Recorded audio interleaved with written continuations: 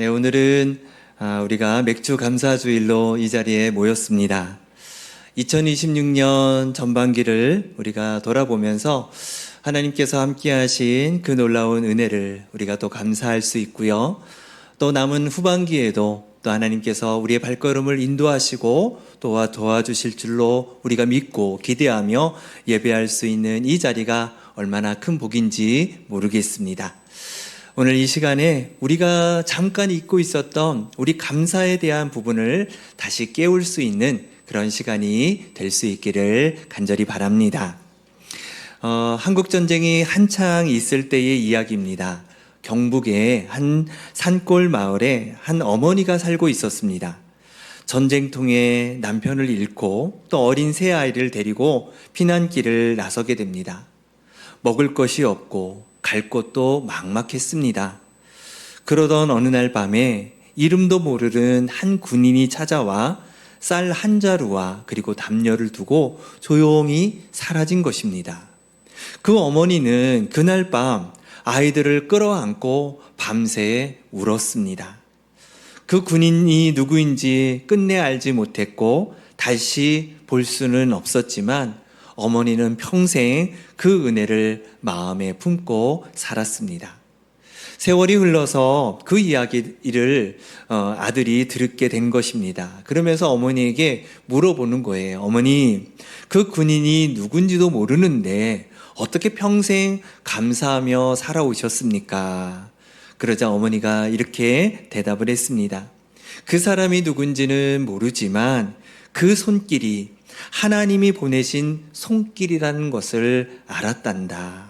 그래서 지금까지 감사할 수 있었던 거야. 이렇게 대답했다고 합니다. 이 어머니의 감사가 특별한 이유가 여기에 있는 것이지요. 단순히 쌀 한 자루를 받았기 때문이 아니었습니다. 그 쌀 한 자루를 바로 뒤에 계신 하나님의 그 놀라운 손길을 보았기 때문인 것이지요. 받은 것보다 주신 분을 더 크게 바라보게 된 것입니다. 바로 그것이 이 어머니의 감사를 평생 마르게 하지 않는 그러한 힘이었던 것이지요. 사실 우리가 살아가면서 가장 쉽게 잃어버리는 것이 바로 이 시선입니다. 처음에는 모든 것이 감사했습니다.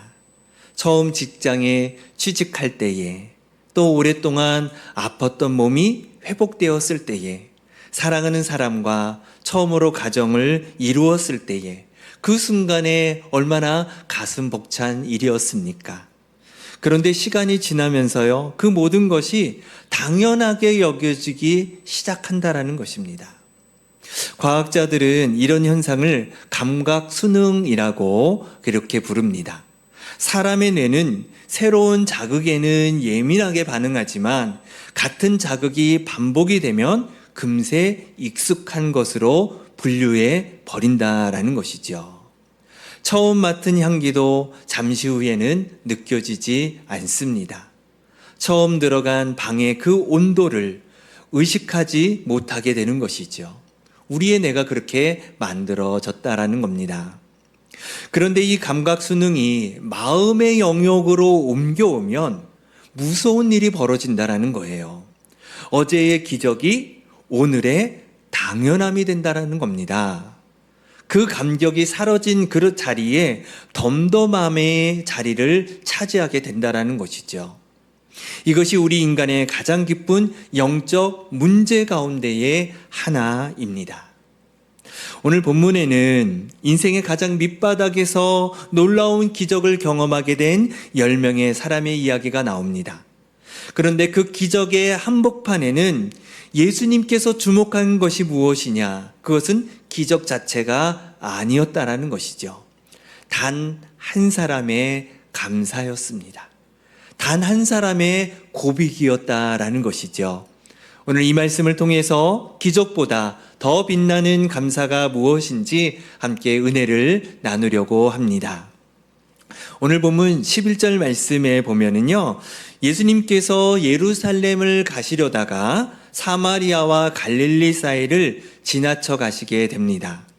그때 한 마을에 10명의 나병 환자가 멀찍이 서서 예수님을 향해 큰 소리를 외칩니다. 예수 선생님이여, 우리를 불쌍히 여기소서 크게 외칩니다. 이름을 한 번만 외치고 말았을까요? 그렇지 않았겠죠. 예수님이 걸음을 멈추실 때까지, 자신들을 돌아보실 때까지 계속해서 큰 소리로 예수님을 부르고 외쳤을 것입니다. 그만큼 그들에게는 절박했다라는 것이죠. 당시 나병은 단순한 질병이 아니었습니다. 나병에 걸리면 사랑하는 사람들과 이별해야 됩니다. 살던 공동체에서 완전히 쫓겨나게 됩니다. 사람이 다니던 길을 다닐 수 없고 가까이 할 수도 없었습니다. 그래서 그들은 멀리 서서 외쳐야만 했던 것입니다. 몸의 고통이 얼마나 컸겠습니까? 그런데 그것보다도 사람들에게 쫓겨나 홀로 살아야 된다라는 그 소외감은 더 깊은 상처로 남게 된 것이죠. 세상 어디에도 자기 자리가 없다라는 것, 그것이 이들이 매일 견뎌야 되는 절망이었습니다. 그런데 여기서 한 가지 눈여겨볼 수 있는 것이 있는데, 이 10사람 가운데에는 유대인들이 있었고 사마리아인도 있었다라는 것이죠. 이미 앞에서 그 배경을 얘기하고 있습니다. 사마리아와 유대 경계 사이를, 갈릴리 경계 사이를 지나가고 있었다라고 말씀하시는 것을 볼 때에 그 나병 환자 중에는 유대인도 있었고 사마리아인도 있었다라는 것이죠. 그런데 평소에 그들은 한자리에 같이 있을 수 있는 그런 사람들이 아니었습니다. 왜냐하면 유대인들은 사마리아인들을 상종조차 하지 않았기 때문이죠. 그들을 이방인 취급을 했습니다. 그들을 경멸하고 무시하고 심지어 지옥의 땔감이라고 생각하고 있었던 것입니다. 그런데 이 나병이라는 고통 앞에서 그 오래된 장벽이 무너지게 된 거예요. 함께 쫓겨났지요. 함께 절망을 하게 됩니다. 함께 부르짖게 됩니다. 고통이라는 것이 때때로 사람과 사람 사이에 이 담을 허물게 하는 것 같습니다. 예수님은 그 부르짖음을 들으시고 이렇게 말씀하셨습니다. 가서 너희 몸을 제사장들에게 보이라. 이렇게 말씀하십니다. 그것이 전부예요. 다른 게 없습니다. 당장 고쳐주시겠다라고 약속하신 것도 아니고 반드시 낫게 해주겠다라고 확인시켜 주신 것도 없습니다. 그냥 가라는 겁니다. 대제사장에게 가서 너희들의 몸을 보여주라. 이렇게 말씀하고는 다 끝난 겁니다. 원래 몸이 깨끗해진다는 것을 확인한 다음에 제사장에게 가야 됩니다. 이것이 율법의 순서입니다. 그런데 예수님은 아직 아무 변화도 없는 그들에게 먼저 가라고 하신 것입니다. 이들에게 있어서 이 말씀은 쉽게 받아들일 수 있는 말씀이 아니지요. 아무 증거도 없는데 대제사장에게 가봤자 아무 소용이 없는 일인데 이게 도대체 무슨 말인가? 이것을 어떻게 이해하고 받아들일 수 있는가? 아마 그렇게 고민할 수 있었을 것입니다. 그런데 이들이 어떻게 했습니까? 예수님의 말씀대로 가기 시작합니다. 가다가 무슨 일이 벌어지게 됩니까? 오늘 본문 14절 말씀에 보니까요, 그들이 가다가 깨끗함을 받은지라. 할렐루야. 그렇습니다. 가다가, 그들이 순종하다가 이 나병이 깨끗하게 씻음을 받게 된 것입니다. 도착하지도 않았어요. 가는 도중에 낫게 된 것이지요. 확인이 없었어도, 보장이 없었어도 예수님 말씀 하나를 붙들고 발걸음을 옮기다 보니 그 길 위에서 기적이 나타나게 된 것입니다. 이것이 바로 믿음의 순종인 것이지요. 믿음은 다 보고 나서 움직이는 것이 아니라 말씀을 신뢰하며 먼저 발을 내딛는 것입니다. 여기서 우리가 분명히 기억해야 될 것이 있습니다. 10사람이 모두 같은 믿음으로 나갔습니다. 그렇죠? 10사람이 모두 같은 기적을 경험했습니다. 그들의 출발점은 완전히 똑같았습니다. 그런데 진짜 차이는 기적이 일어난 바로 그 직후부터 일어나기 시작했습니다. 여러분 잠깐 한번 생각해 보시면 좋겠습니다. 걷던 중에 자기 몸이 회복되는 것입니다. 이것을 느꼈을 때 그들의 마음이 어땠을까요? 한번 우리가 나병 환자였다면, 가는 도중에 치유가 되었다면 우리 마음이 어땠냐라는 것이죠. 썩어가던 피부가 새살이 돋기 시작했습니다. 굽었던 손가락이 펴지기 시작했습니다. 감각을 잃었던 발이 다시 느낌을 되찾는 그 순간이었습니다. 얼마나 마음이 벅차고 기쁨을 주체하지 못하겠습니까? 얼마나 기쁨이 충만하겠습니까? 아마 우리들도 대충은 다는 아니겠지만 짐작할 수 있는 그러한 놀라운 기쁨일 것입니다. 9사람은 그 기쁨을 안고 바쁘게 달려갔습니다. 어서 제사장에게 가서 공식적으로 이 정결함을 인정받고 싶었을 것입니다. 또 오랫동안 보지 못했던 가족들에게 달려가고 싶었을 것입니다. 그동안 잃어버렸던 평범한 일상을 되찾고 싶었을 것입니다. 그건 당연한 생각 아니겠습니까? 그게 나쁜 생각입니까? 그렇지 않지요. 이 9의 사람들이 나쁜 사람들이냐는 것이죠. 결코 그렇지 않습니다. 충분히 그들은 그렇게 생각할 수 있고 그렇게 반응할 수 있는 상황입니다. 다만 이 9의 사람의 시선이 어디를 향해 있었는지를 우리가 봐야 되는 것이죠. 그들의 마음은 온통 기적의 결과에 쏠려 있었습니다. 건강을 회복한 몸, 돌아갈 그리운 가정, 다시 활기차게 살아갈 일상, 이것들이 얼마나 크고 좋았던지 정작 그 기적을 베풀어 주신 분을 생각하지 못했다라는 것입니다. 선물이 너무 좋아서 선물을 주신 분의 그 손을 놓쳐버리고 말았던 것이지요. 어떤 사업가의 이야기입니다. 그가 사업을 막 시작할 무렵 정말 힘겨운 그런 시기에 한 은인이 자기 재산을 털어서 그를 도와주었습니다.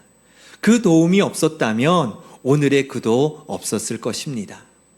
그런데 사업이 자리를 잡고 세월이 흐르면서 그는 그 은인을 잊고 살았던 것입니다.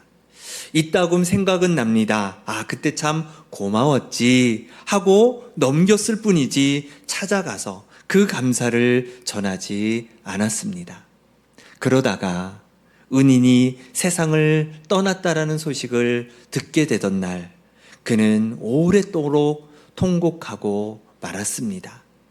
감사를 전할 시간이 분명히 있었음에도 불구하고 그 시간들을 그냥 흘려버리고 말았던 것입니다.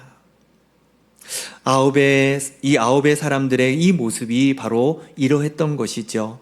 기적을 주신 분보다 기적 그 자체가 더 크게 보였던 것입니다. 결국 그 감사를 드릴 기회를 놓치고 말았습니다. 그런데 단 한 사람, 사마리아 사람은 달랐습니다. 오늘 본문 15절에서 16절 말씀인데요. 우리 같이 한번 읽어보도록 하겠습니다. 자, 시작. 그 중에 한 사람이 자기가 낳은 것을 보고 큰 소리로 하나님께 영광을 돌리며 돌아와 예수의 발 아래에 엎드려 감사하니 그는 사마리아 사람이라. 아멘. 이 사람은 자기가 낳은 것을 보고 방향을 바꾸었습니다. 9의 사람들이 앞으로 달려갈 때에 그는 가던 길을 멈추고 돌이켜서 예수님께로 돌아왔습니다. 큰 소리로 하나님께 영광을 돌리며 예수님 발 아래에 엎드렸습니다. 왜 이 사마리아 사람은 이렇게 발걸음을 왜 돌렸을까요? 다른 사람들처럼 제사장에게 가든지 집으로 가든지 그렇게 하는 것이 당연한 것이 아니었을까요? 그런데 이 사마리아 사람은 그렇지 않았다라는 것입니다. 그는 자기가 몸이 나은 그 순간에 기적 너머에 계시는 예수님을 바라보았기 때문입니다. 깨끗해진 손을 바라보며 이 손을 고쳐주신 분이 누구신가를 생각했기 때문인 것이죠. 선물보다 선물을 주신 손이 먼저 눈에 들어오게 된 것입니다. 여기에 기적보다 빛나는 감사가 있는 것입니다. 내 삶에 일어난 좋은 일보다 그 일을 행하신 하나님 자체에 마음을 두는 것이지요. 받은 복보다 복을 주신 분을 더 귀하게 여기는 것, 이것이 바로 참된 감사의 본질인 것입니다. 감사에도 방향이 있습니다. 받은 것을 향한 감사가 있고요, 주신 분을 향한 감사가 있습니다. 이 사마리아 사람은 주신 분을 향해 몸을 돌렸습니다. 이제 예수님께서 말씀하실 차례가 되었습니다. 17절로 18절 말씀에 예수님이 말씀하시는데요, 같이 한번 17절 18절 읽어보겠습니다. 시작. 예수께서 대답하여 이르시되 10사람이 다 깨끗함을 받지 아니하였으니 그 9은 어디 있느냐? 이 이방인 외에는 하나님께 영광을 돌리러 돌아온 자가 없느냐 하시고. 아멘. 그 9은 어디 있느냐? 왜 너만 왔느냐? 도대체 9은 어디 있느냐? 지금 이렇게 말씀하고 계십니다. 여러분, 이 말씀은 서운함의 말씀이 아니십니다. 너무나도 안타까운 그 마음에서 나오시는 탄식인 거예요. 더 큰 은혜를 받을 수 있는데 작은 기적에 만족하고 돌아서 버린 그 9을 향한 주님의 안타까운 그 심정을 드러내고 계시는 겁니다. 어느 어머니가 아들을 위해 수십 년을 기도했습니다. 아들이 큰 병에 걸렸을 때에도, 사업이 무너졌을 때에도, 가정이 흔들렸을 때에도 무릎을 꿇었습니다. 하나님은 그 기도에 응답하셔서 아들의 병도 고쳐주시고 또 무너진 사업도 다시 일으켜 주셨습니다. 그런데 그 아들이 병이 낫고 사업이 회복되자 너무 바쁜 거예요. 교회와도 점점 멀어지게 되고 무릎 꿇고 기도하는 시간들도 점점 사라졌습니다. 어느 날 어머니가 아들에게 조용히 물어봅니다. 아들아, 요즘 하나님과의 관계는 어떠니? 이렇게 물어보는 겁니다. 아들은 그 물음 앞에 한참 동안 말을 잇지 못했습니다. 응답받은 기도는 또렷이 기억이 되는데 정작 응답해 주신 하나님을 잊고 살았다라는 것을 그제서야 깨닫게 된 것입니다. 예수님은 그 9은 어디 있느냐라는 그런 탄식이 바로 이런 마음이 아니었겠습니까? 기적을 주었는데, 기적보다도 더 큰 것을 줄 수 있는데 그들이 돌아오지 않은 것에 대한 너무나도 아쉬운 안타까움이셨습니다.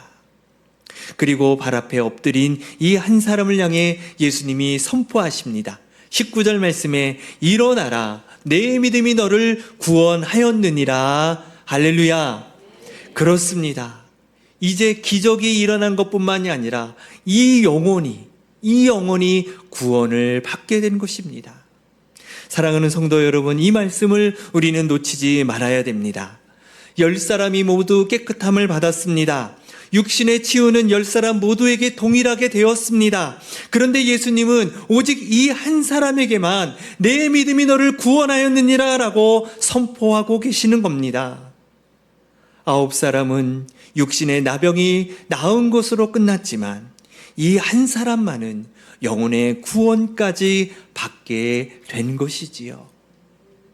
그의 감사가, 그의 돌아옴이 육신의 치료를 넘어서 영혼의 구원으로 그를 이끌게 된 것입니다. 감사의 고백이 기적을 구원으로 완성시킨 것이지요. 복음의 핵심이 바로 여기에 있습니다. 예수님은 우리의 가장 깊은 나병, 바로 죄의 문제를 해결해 주시기 위해 이 땅에 오셨습니다. 우리가 멀리서 부르짖을 때에 그 소리를 들으시고 우리가 감히 넘을 수 없었던 그 자리를 친히 십자가로 건너 오셨습니다. 나병 환자가 사람에게 다가갈 수 없었던 것처럼 우리도, 죄인인 우리도 거룩하신 하나님께 나아갈 수 없었습니다. 그런데 그 거리를 우리가 좁힌 것이 아니라 예수님께서 먼저 우리에게 찾아오신 것입니다. 십자가에서 흘리신 예수님의 피가 우리 죄라는 이 나병을 깨끗하게 씻겨 주셨습니다. 그리고 우리를 하나님 앞으로 이끌어 주셨지요. 여러분 생각해 보십시오. 나병 환자는 부정한 자들이었습니다. 누구도 가까이 할 수 없는 그런 사람들이었습니다. 그런데 예수님은 그들의 부르짖음을 외면하지 않으시고 그들의 모든 요구를 들어주셨던 것이지요. 이것이 복음입니다. 죄로 인해 하나님 앞에 나아갈 수 없었던 우리를 예수님이 십자가로 깨끗하게 하시고 하나님 앞에 세워주셨습니다. 이것이 우리가 감사해야 될 가장 근본적인 이유입니다. 상반기에 받은 여러 은혜와 응답도 감사한 일이지만 그 모든 감사에 앞서 십자가의 은혜가 우리 감사의 진짜 출발점입니다. 이 사실을 마음 깊이 새기시기를 바랍니다. 어느 작은 농촌교회가 있었습니다. 그 해의 봄에 냉해가 심하게 와서 모내기를 한 논이 절반 넘게 얼어붙게 된 것입니다. 성도들 대부분이 농사로 살아가는 분들이었기 때문에 교회 전체가 근심에 빠졌습니다. 담임 목사님은 성도들과 함께 매일 새벽 논두렁에 나가서 무릎을 꿇고 기도했습니다. 그런데 그 해 여름 놀랍게도 얼었던 그 논에서 벼가 다시 살아나기 시작했습니다. 오히려 다른 해보다 수확이 더 풍성했던 것입니다. 감사절 예배를 드리러 모인 성도들은 첫 수확의 그 곡식들을 강단 앞에 쌓으며 하나같이 눈물을 흘렸습니다. 그런데 그 눈물은 단순히 농사가 잘 되었다라는 기쁨의 눈물이 아니었습니다. 그 논에서 우리와 함께 무릎을 꿇으신 그 하나님을 만난 기쁨이었던 것입니다. 훗날 목사님은 이렇게 회고했습니다. 그의 감사절은 우리 교회 역사상 가장 풍성한 예배였습니다. 곡식이 많아서가 아니라 하나님이 가장 가까이에 느껴졌던 예배였기 때문입니다. 이것이 진짜 감사가 아니겠습니까? 수확이 많아서 형편이 좋아져서 드리는 감사가 아니라 그 모든 과정 가운데에 함께 하신 하나님을 만났기 때문에 드리는 감사였습니다. 기적보다 기적을 주신 분이 더 크게 보이는 감사, 이것이 맥주 감사주일의 본래의 정신임을 기억하시기를 바랍니다. 올 한 해 상반기를 지나오는 동안 우리의 삶에도 수많은 은혜가 있지 않으셨습니까? 우리가 아침에 눈을 뜰 수 있는 것, 우리가 숨을 쉴 수 있는 것, 이렇게 예배 자리에 나올 수 있는 것, 그 어느 것 하나 당연한 것이 하나도 없습니다. 어떤 분은 건강을 지켜주신 그 은혜를 받았습니다.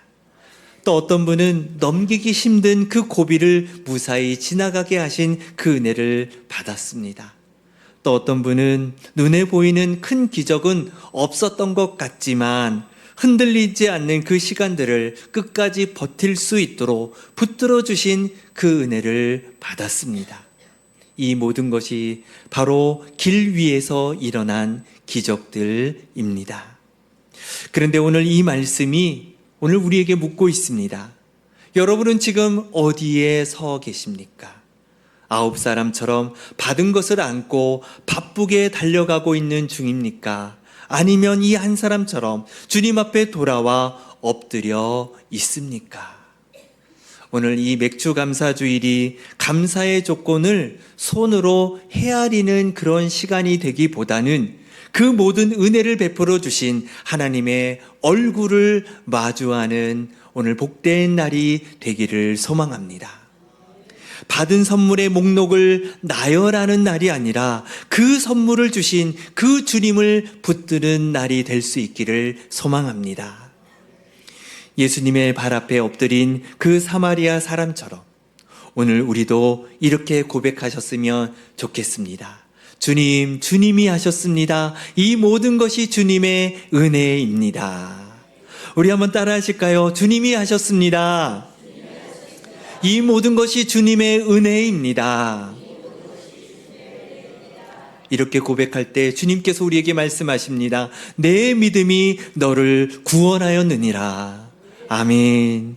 기적으로 시작된 하나님의 은혜가 구원의 완성으로 이어지는 그 감사의 복이 우리의 삶에, 또 우리의 가정에, 우리의 일터에, 우리의 삶의 모든 영역에 가득 차시기를 주님의 이름으로 축원을 드립니다. 기도하겠습니다.